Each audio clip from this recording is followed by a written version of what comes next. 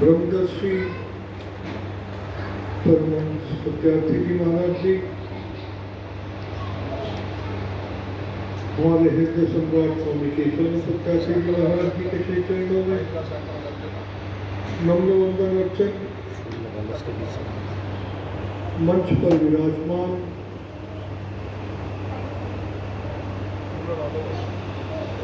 परम श्रद्धेय परम आदरणीय महामंडलेश्वर स्वामी दिव्यानंद सत्यार्थी जी महाराज जी के श्री चरणों में नम्र वंदन अर्चन। मेरे समक्ष विराजमान युवाजन, बालजन, वृद्धजन, मातृशक्ति एवं सतगुरुदेव भगवान जी के श्री सभी प्यारी प्यारी आत्माएं, हर में हरि और हरि में हर के स्वरूप को प्रणाम करता हूँ। सभी बहुत आदर जो सत्कार जो गुरु महाराज जी के प्यारे प्यारे बच्चे मेरे समक्ष विराजमान हैं। महाराज जी ने क्षेत्रवार अपने सभी बच्चों को सत्यार्थी परिवार का नाम दिया था, और जो परिवार पिता की छत्र छाया में, माता की छत्र छाया में या घर के बड़ों की आज्ञा का अनुसरण करते हुए चलता है, परिवार वो ही कहलाता है। मेरे को बहुत आज अच्छा लग रहा है कि बहुत समय के बाद मैंने ये अनुभव किया कि आप सभी अपने अपने परिवारों के साथ यहाँ पर उपस्थित हुए हैं, जो कि एक बहुत ही अच्छी बात है। सभी के बच्चे, बहुएं, पोता पोती, सभी लोग सह परिवार सह कुटुंब आज आप यहाँ श्री चरणों में उपस्थित हुए।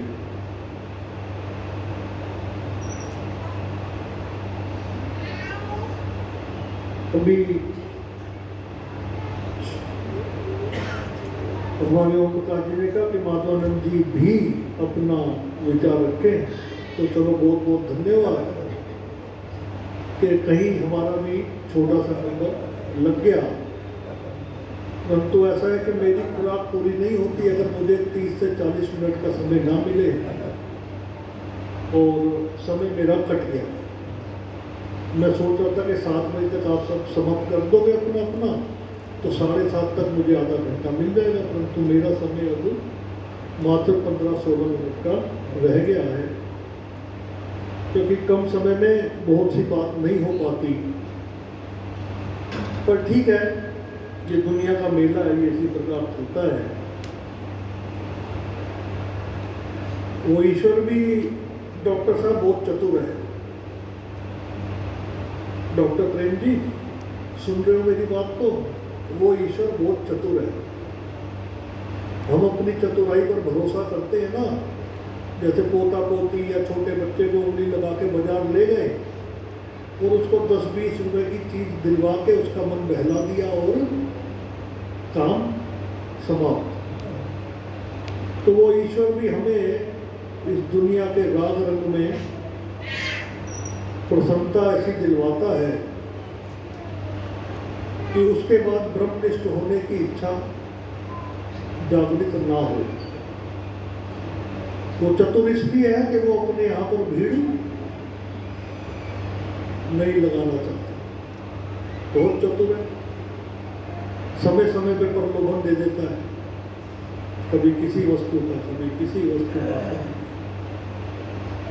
वो भी कहता है इसी में खुश हो, क्योंकि अगर इसमें खुश नहीं रहोगे और ये जन्म मृत्यु का चक्र अगर समाप्त हो गया और सभी लोग मोक्ष की ओर बढ़ने लग गए, तो ये काल चक्र कैसे चलेगा?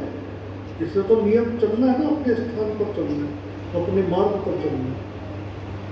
28वां कलयुग चल रहा है ना, 27 बार इस धरा पर यह सारा चक्र इसी प्रकार घूम चुका है। इतना बड़ा ब्रह्मांड, उसकी एक आकाश गंगा,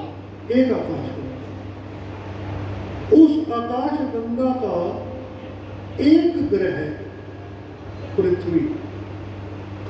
सोचना, इतने बड़े ब्रह्मांड की एक आकाश गंगा जो सूर्य के इर्द गिर्द घूम रही है, उसका एक ग्रह पृथ्वी। उस पृथ्वी पर एक देश का एक राज्य, उस एक राज्य का एक शहर, उस एक शहर का एक हिस्सा या एक कॉलोनी, उसमें रहने वाला एक घर, और उस एक घर में रहने वाले हम जीव कितनी बुद्धि चला लेते हैं, कितना समर्थ अपने आप को मान लेते हैं।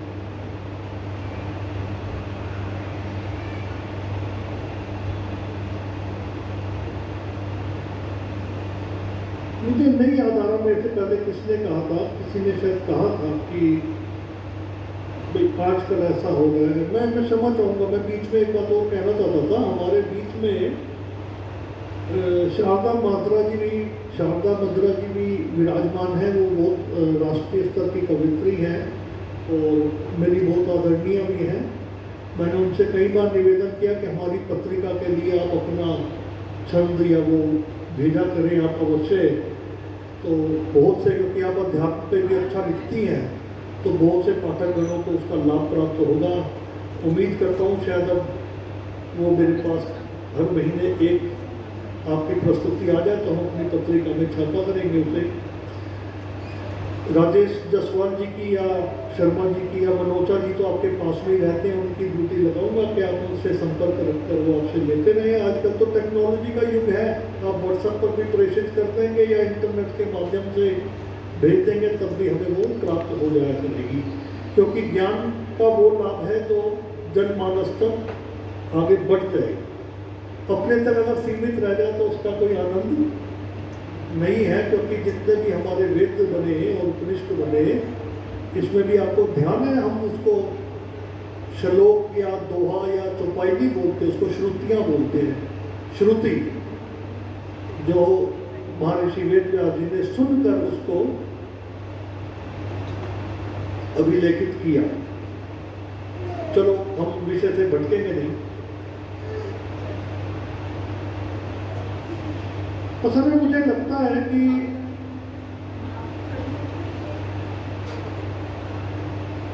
पूर्व के युग में वापस आ रहे हैं ना, लौट के वापस आ रहे हैं लोग।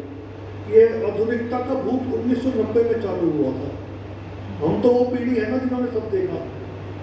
उससे पहले मतलब बिना एसियों के खाट पे सोना भी देखा है ना, रात को सोते हुए चांद तारे देखना भी सीखा।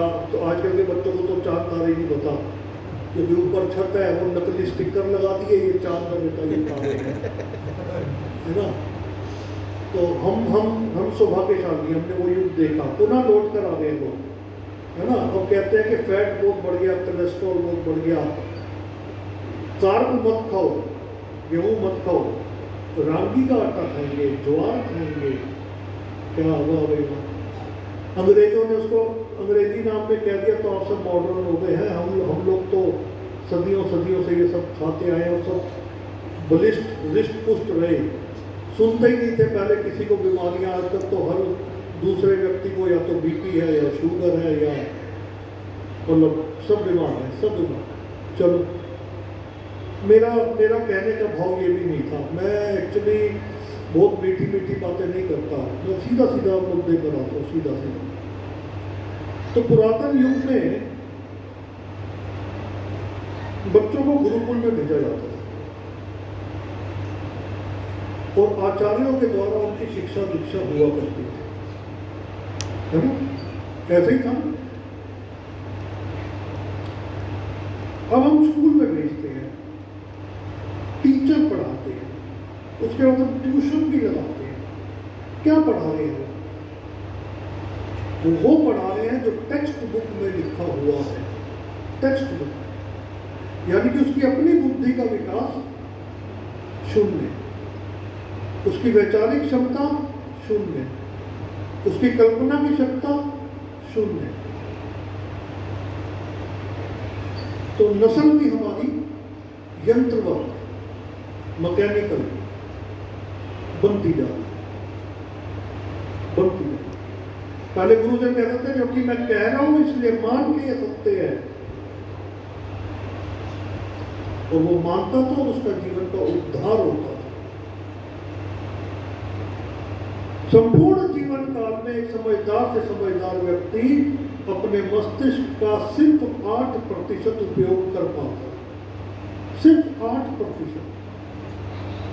जो अपने आप को कहता है कि मैं बहुत चतुर हूं, बहुत समझदार हूं, लोग मुझसे सलाह लेते हैं, राय लेते हैं, 92% डंप रह जाता है। प्रयोग ही नहीं हो, कोई प्रयोग नहीं हो। सत्यार्थी जी महाराज जी ने अपने लेख में लिखा, अनुभव लिखे, इधर उधर की बात नहीं लिखी उन्होंने कभी कि फलां कथा में ये है। हमारे यहाँ कथाओं का रिवाज ही नहीं है। ये राजयोग का मार्ग है, ये साधना का मार्ग है, तप का मार्ग है, अनुभव का मार्ग है। उन्होंने लिखा कि ये शरीर एक प्रयोगशाला है।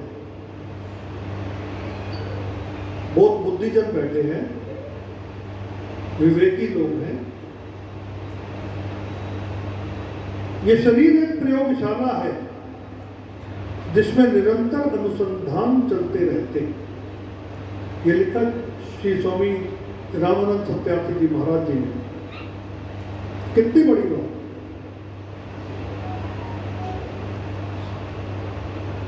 जिस शरीर की संरचना को अभी तक भी पूरी तरीके से समझा नहीं जा पाया, जिसकी क्षमताओं को हम आज तक पूर्ण रूप से प्रयोग भी नहीं कर पाए, तो ये तो प्रयोगशाला है ही ना। और अनुसंधान रिसर्च कहाँ करनी है? भीतर करनी है, भीतर। ये टेक्स्ट बुक वाली प्रयोगशाला नहीं है, टेक्स्ट बुक वाली कक्षाएं नहीं है। पढ़ लो पढ़ लो पढ़ लो, रट्टा मार लो, उसके बाद पेपर दे दो, बढ़िया नंबर से पास हो गए। नहीं, अध्यात्म रिसर्च का विषय है, अनुसंधान का विषय है। पौराणिक कथाएं या इससे संबंधित चीजें टेक्स्ट बुक का विषय है, पढ़ लो। सबकी जीवन की गाथाएं पढ़ लो। सांख्य योग,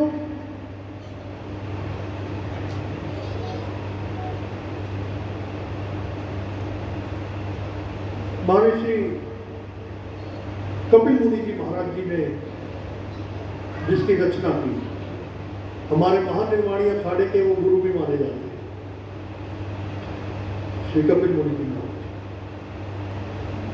पातंजलि योग शास्त्र,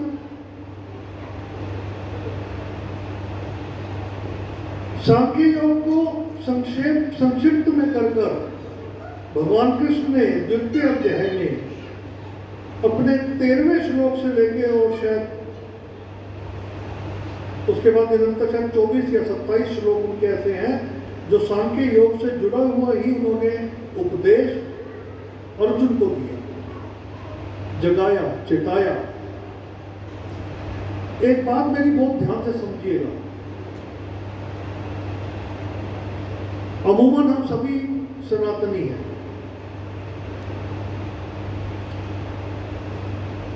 सनातन में कभी भी मत मतांतर नहीं बने। मत मतांतरों ने सनातन की शिक्षा और दीक्षा को बदल दिया। मैं सही कह रहा हूं, इसलिए मेरे मत की पुस्तक पढ़े। कल को यकीन देगा कि मैं सही कह रहा हूं, मेरे मत की पुस्तक पढ़े। प्रलोभन है। एक दिन मैं कहीं बैठा हुआ था तो मैंने ज्यादा अध्ययन तो नहीं किया है, मेरा अभी ऐसा सौभाग्य नहीं हुआ कि मैंने गुरु ग्रंथ साहब जी का भी अध्ययन नहीं कर पाया मैं। पर कहीं विषय छिड़ा, क्योंकि हम हमारे यहाँ पर उसका शब्द तो उर्दू है, साधुओं में जमात लगती है, जमात। तो सभी लोग हम ऐसे जमीन पर बैठ जाते हैं, बीच की जगह खाली होती है, तो कोई एक साधु कोई एक प्रश्न या कोई एक श्रुति उठाते हैं, फिर दूसरा अपना विचार बताता है, पर बहुत अनुशासन रहता है वहाँ। ऐसा नहीं कि कोई एक बोल रहा तो दूसरे ने बीच में बोल दिया कि नहीं नहीं मेरी सुनूंगा। हर कोई अपना अपना मत रखता है, अपनी अपनी बुद्धि के अनुरूप उसकी विवेचना करता है, पर एक एक करके एक एक। तो वहां अचानक से जिक्र छिड़ गया सिखिज्म पे, पंथ पे, 10 पातशाहियों। तो मैंने कहा कि मेरी छोटी सी बुद्धि जो कहती है, तो गुरु महाराज ने क्षेत्रीय भाषाओं का फर्क हो सकता है, पर मेरे को लगता है कि उन्होंने भी सब वही बताया जो हमारे को अपनी राजयोग विद्या में बताया गया। क्योंकि महाराज जी कहते थे कि अध्यात्म का मार्ग निश्चित एक ही है, उसकी हर मंजिल और हर पड़ाव कोई भी संत किसी भी देश का, किसी भी भाषा का जब उस मार्ग पर चलेगा तो वो वही दृश्य देखेगा, क्योंकि वो मार्ग अभी तक, मतलब महाराज जी ने हमेशा कहा कि वो मार्ग अटल है, सत्य है और एक ही है। तो बात चली, तो मैंने कहा उन्होंने भी तो उसी ओंकार स्वरूप को नमन किया ना, एक ओंकार, एक ओंकार, वो ओंकार स्वरूप, वो परमपिता परमात्मा, वो परम शक्ति जो इस धरा का संचालन निश्चित रूप से करती जा रही है, उसके स्वरूप में अपने स्वरूप को विलय करना। धर्म कोई भी हो, पंथ कोई भी हो, समय के साथ गुरुओं की वाणी में परिवर्तन, मतलब उसको बताने में और उसको समझाने में लोगों ने अपनी अपनी सुविधा के अनुसार उसका स्वरूप को बदल दिया। सनातन पद्धति वासुदेव कुटुंबकम का सिद्धांत लेकर चलती है। वासुदेव कुटुंब, इस धरा पे हर वो चीज, हर वो जीव जिसमें जीव आत्मा है, जिसमें जीवन है, वो एक ही पराशक्ति के द्वारा संचालित हो रहा है, और वो अमृत है, वो जीवन है। पर इसमें एक बात ध्यान देने की है कि हर वो चीज जो उस परम शक्ति द्वारा निर्मित की गई, हमारे द्वारा निर्मित नहीं की गई। हमने जो जो निर्माण किया वो विनाश के कारण बने। हमने लैब में बैठ के अगर वायरस बनाए तो उसका सब आपने असर देखा। हमने लैब में बैठ के अगर कोई चीजों को, ब्रीड को मिक्स करने की कोशिश की तो उसके संदर्भ में कैंसर की उत्पत्तियां आपने देखी। सब्जियों के स्वरूप बदल गए। जो हम बचपन में जो घिया तोरी खाते थे, ना आज वो रंग है, ना रूप है, ना वो स्वाद है। जो तरबूज हम अपने बचपन में खाते थे बड़े बड़े हरे रंग के, आज वो गायब ही हो गए हैं। मतलब जो चीजें हम निर्मित कर रहे हैं वो विनाश की ओर लेकर जा रही है। पर जो पराशक्ति ने जो जीवन उत्पत्ति करी, उसने हमेशा संकेत दिया कि चल उसकी ओर, बढ़ उसकी ओर, वही जीवनदायक है, वही परम शक्ति है, और अंततः तेरा विलय उसमें जा होना निश्चित है। अब सभी लोग कहते हैं कि समय नहीं मिलता, ये नहीं मिलता, कोई बात नहीं मिलता। मैं बिल्कुल भी ऐसा संत नहीं हूं जो ये कहे कि भाई नहीं मिलता, समय निकालो, ये करो, वो करो। ना ना ना ना, आपके प्रारब्ध में नहीं है भाई, कमाल भाई। भगवान खजाने खोल के बैठा, आपके नसीब में नहीं है तो कोई जबरदस्ती है क्या? जब भूख जागृत होगी, जिन खोजा तिन पाया, गहरे पानी दूध। जिसको जेकर प्रेम करण का चौ है, सिर रख तली गली बोलिया। वो युद्ध के संदर्भ में नहीं कहा उन्होंने। अगर वो आदमी प्रेम करने की चाहना है तो सिर रख तली गली मोरे आवे, क्योंकि इस सिर के सबसे ऊपर के भाग में ही बुद्धि होती है और वही तर्क वितर्क करती है। तो गुरु साहबान ने कहा कि पहले इसको बलिदान दे दे, इसका अहम यही है, विचार यही है, नजरों का सुधरना और बिगड़ना भी यही है, वाणी भी यही है, सुगंध भी यही है। तो सिर रख तली गली मोरिया, लगभग जितने विकार हैं वो इस कंठ से ऊपर ऊपर ही आरंभ होते हैं। देखा नियत डोली, इसका समान है, कीमती है, चोरी कर लूं, दिमाग ने कहा पाप कर मारूं।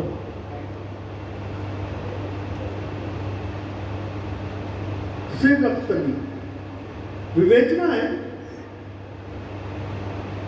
शब्द तो वही होते हैं संतों के।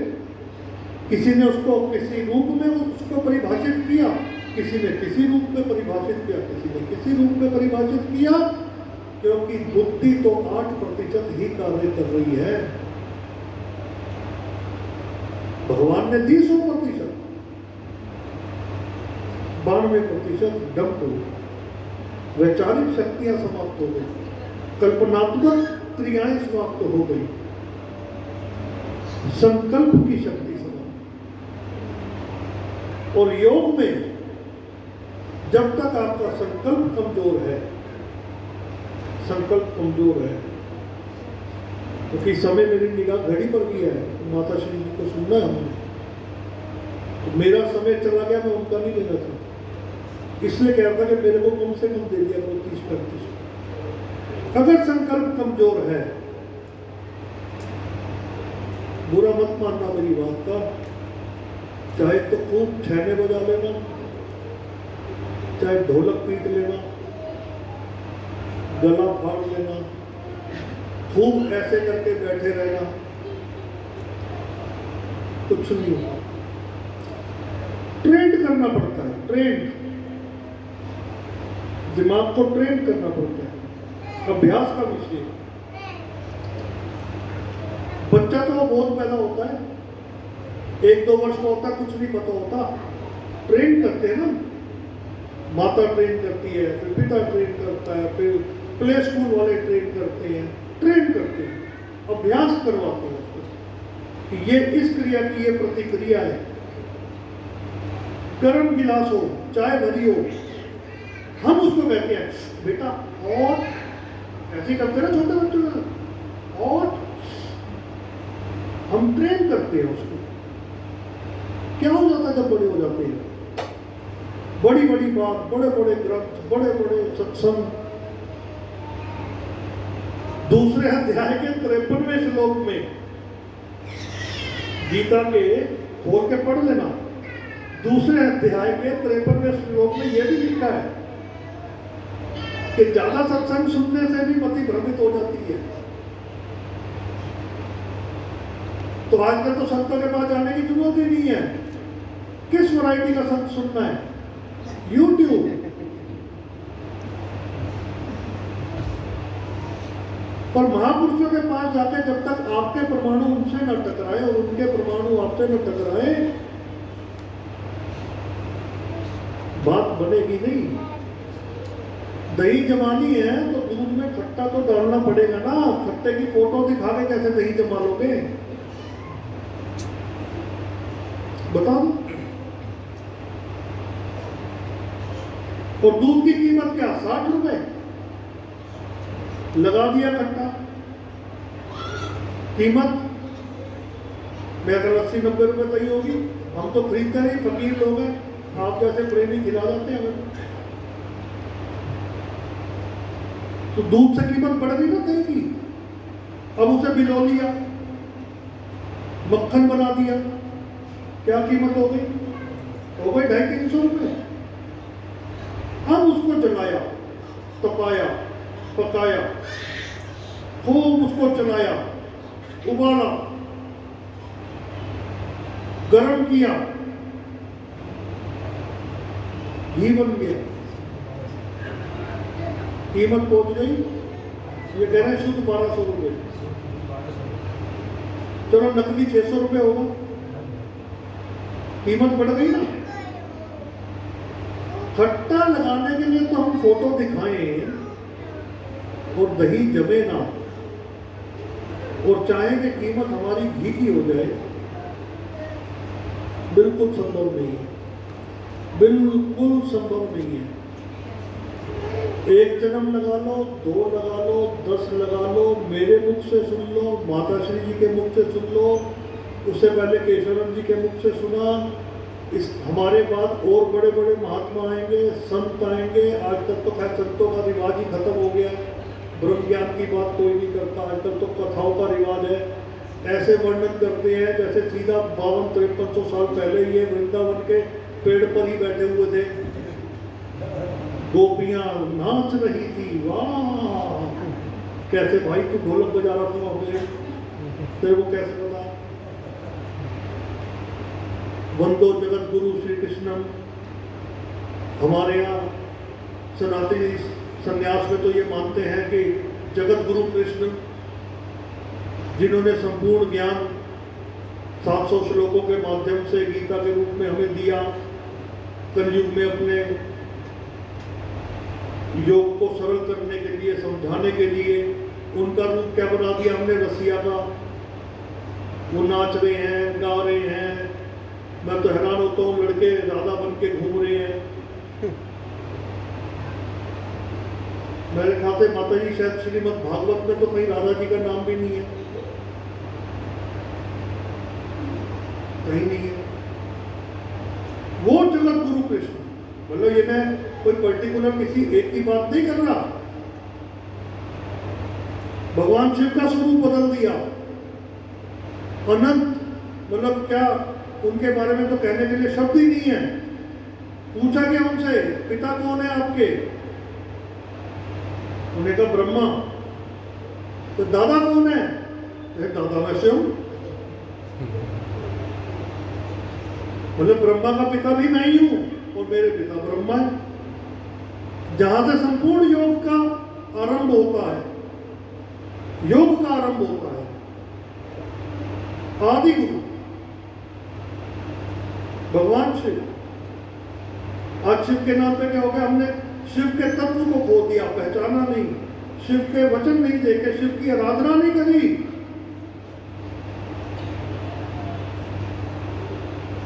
गए हो आप में से कभी कोई कसोल गया है या कावड़ पे गए हो?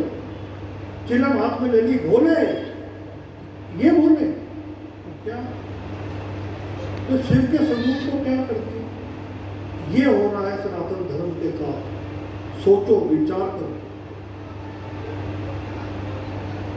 किसके बच्चे थे हम? किसके बालक हैं हम? किसका निज स्वरूप है हम? मैंने आपसे आरंभ में, आपने शायद ध्यान नहीं दिया, मैंने आपसे कहा सोचना, नहीं सुना होगा। तो स्वामी जी हैं, कोई 1-2 श्लोक बोलेंगे, ये करेंगे, वो करेंगे, आप लोगों ने ध्यान नहीं दिया। फिर बोल रहा हूं, सुनना। हर में हरि, हर में हरि, और हरि में हर के स्वरूप को नमन करता हूं। यानी कि वो जो हरि का स्वरूप है वो आप में, आप में, आप में, आप में, हम सब में विद्यमान है। मैं उस स्वरूप को प्रणाम कर रहा हूं। तो किसका स्वरूप लेकर हमारा जन्म हुआ और हम कर क्या रहे हैं?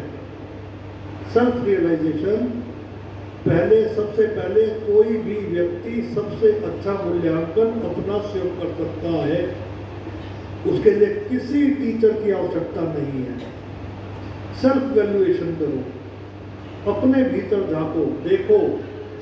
कोई इस धरती में ऐसा व्यक्ति नहीं है जो आपको आपकी कमियां आपके अपने आप से ज्यादा अच्छी बता सकता हो।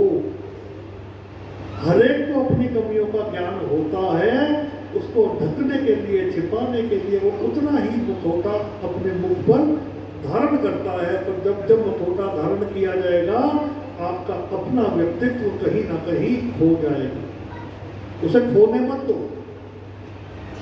सुंदर स्वरूप लेकर उज्जवल मुख से आप जन्मे थे, अपने उसी स्वरूप का ध्यान करो। निज घर महल पाओ सुख साधे, निज घर, अपने घर के अंदर, अपने घर के अंदर। सद्गुरुदेव भगवान आप सभी की मनोकामनाओं को पूर्ण करें। बहुत सुंदर आयोजन आपने किया। ये तो ऐसा हो गया जैसे इतने सुंदर संगीत और माहौल के बाद आपने मुझ जैसे उसको समय दे दिया और आपका सारा माहौल गड़बड़ हो गया। परंतु मैं पुनः आपसे निवेदन करूंगा, हाथ जोड़कर निवेदन करूंगा, धर्म को पहचानो।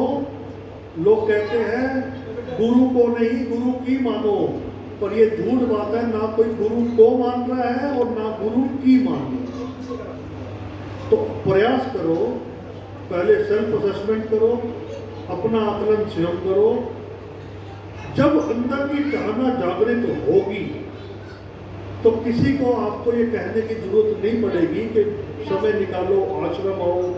जब अंदर से वो तड़प जागृत होगी ना, तो आपके कदम रुक नहीं पाएंगे। आप दौड़ते हुए नंदी की तरफ या माता जी से मिलने राज मंदिर की ओर अपने आप स्वतः ही भाग पड़ोगे।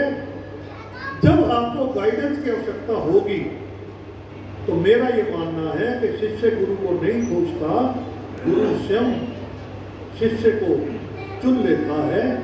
और ऐसे ही हम सब सौभाग्यशाली शिष्य हैं जो हमें सद्गुरुदेव भगवान जी ने अपनाया, हमारे को उस पवित्र नामदान के द्वारा वो मार्ग प्रशस्त किया।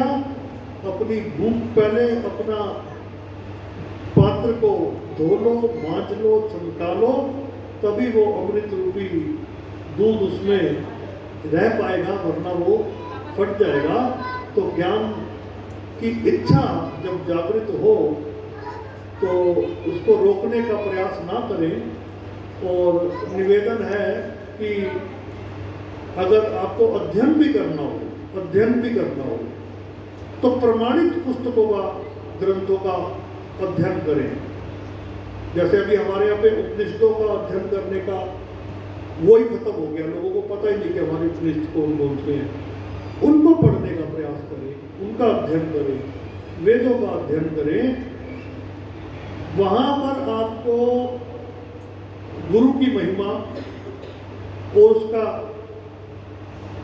जीवन में क्या तत्व है और कैसे हम साकार और निराकार की भक्ति का निराकरण कर सकते हैं।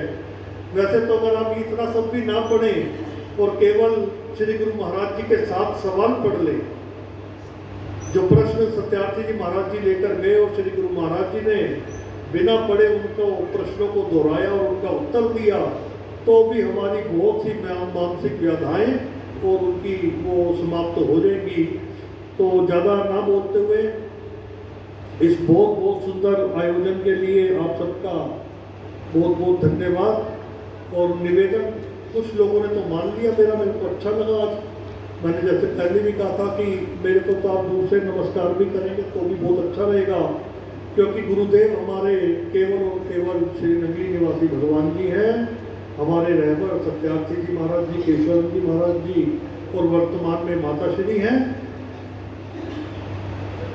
मैं सिर्फ और सिर्फ सद्गुरुदेव भगवान जी का एक अदना सा सेवक हूँ।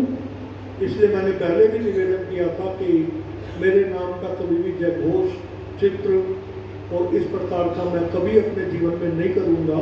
और मैं अपने वाक्यों पर अटल हूँ। सिर्फ और सिर्फ गुरु महाराज जी के चरणों की सेवा मिलती रहे, जितना जन कल्याण के लिए उनका संदेश जहाँ जहाँ भी मैं पहुँचा पाऊँ, मेरे लिए कोई बहुत ज़्यादा ये आवश्यकताएं नहीं है। अगर आप किसी घर की कुटिया में भी मेरे को आमंत्रण देंगे तो मैं अवश्य उस भगवत भजन के लिए आपके यहाँ पर जरूर पधारूंगा।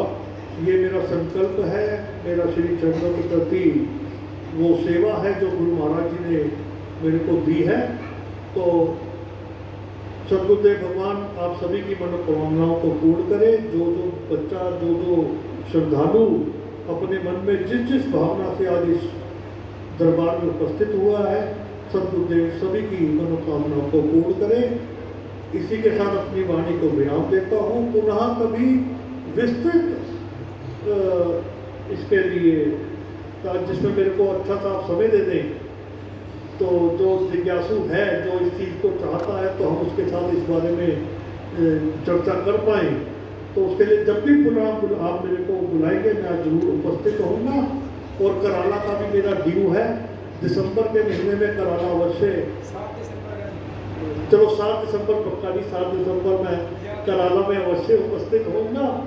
और बहुत बहुत धन्यवाद। बहुत सुंदर आयोजन आप सभी के द्वारा, राजेश जसवाल जी, DK शर्मा जी, नागी जी, अग्रवाल जी, सभी लोग, अनिल जी, मनोजा जी, सभी तो परिवार ही तो है ये सारा।